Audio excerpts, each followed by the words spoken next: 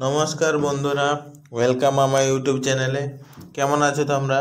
আশা করি নিশ্চয় ভালো আছো। আজকে আমরা জানবো যে আমাদের গুগল ক্রোম ব্রাউজারের হিস্ট্রি কিভাবে পার্মানেন্টলি ডিলিট করতে হয়, তার সম্বন্ধে সম্পূর্ণ বিষয়টা আমি তোমাদের জানাবো। তাহলে বন্ধুরা, ভিডিও শুরু থেকে শেষ অবধি অবশ্যই তোমরা থাকবে, যাতে তোমাদের বুঝতে কিছু অসুবিধা না হয়।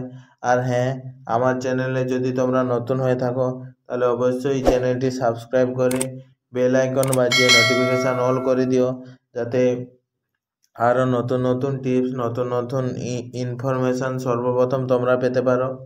তাহলে চলো বন্ধুরা, শুরু করা যাক। তো সর্বপ্রথম বন্ধুরা, আমরা আমাদের ফোনে হোম স্ক্রিনে চলে এসেছি। এবার আমাদের ক্রোম ব্রাউজার খুঁজতে হবে। দেখতেই পাচ্ছ বন্ধুরা, আমরা আমাদের ফোনে যে ক্রোম ব্রাউজারের যে অ্যাপ্লিকেশানটা আছে ওইটা খুলে নেব। দেখতেই পাচ্ছ ক্রোম ব্রাউজার খুলে যাওয়ার পর দেখতে পাচ্ছ উপরে যে তিনটা ডট আছে উপরে কর্নারে দেখতে পাচ্ছ, ওইখানে ক্লিক করতে হবে। ওইখানে ক্লিক করলে দেখতেই পাচ্ছ এখানে যে হিস্ট্রি বলে যে অপশানটা আছে ওখানে ক্লিক করতে হবে। এবার বন্ধুরা দেখতে পাচ্ছ আমি যেগুলো গুগল থেকে সার্চ করেছি ওই সমস্ত হিস্ট্রি এখানে চলে এসেছে। তো এগুলো ডিলিট করার জন্য এখানে উপরে দেখতে পাচ্ছ ডিলিট ব্রাউজিং ডাটা, ওইখানে ক্লিক করতে হবে। ওইখানে ক্লিক করার পর দেখতেই পাচ্ছ এই যে browsing history, cookies and site data আর ক্যাচ ইমেজ অ্যান্ড ফাইলস, এই তিনটাকে সিলেক্ট করে নিবে।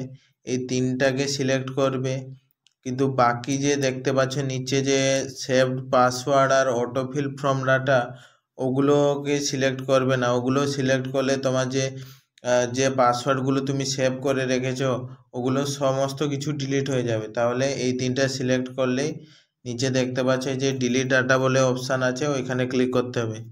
ওইখানে ক্লিক করার পর দেখতেই পাচ্ছ এখানে ডিলিট, এখানে ক্লিক করতে হবে। দেখতেই পাচ্ছ বন্ধুরা, আমাদের ক্রোম ব্রাউজারে হিস্ট্রি সব ডিলিট হয়ে গেছে পার্মানেন্টলি, দেখতেই পাচ্ছ তোমরা। তো বন্ধুরা, আমার ভিডিও যদি তোমাদের ভালো লেগে থাকে তাহলে অবশ্যই লাইক, কমেন্ট আর শেয়ার করবে। আর হ্যাঁ, আমার চ্যানেলে যদি নতুন হয়ে থাকো তাহলে অবশ্যই চ্যানেলটি সাবস্ক্রাইব করে দিবে।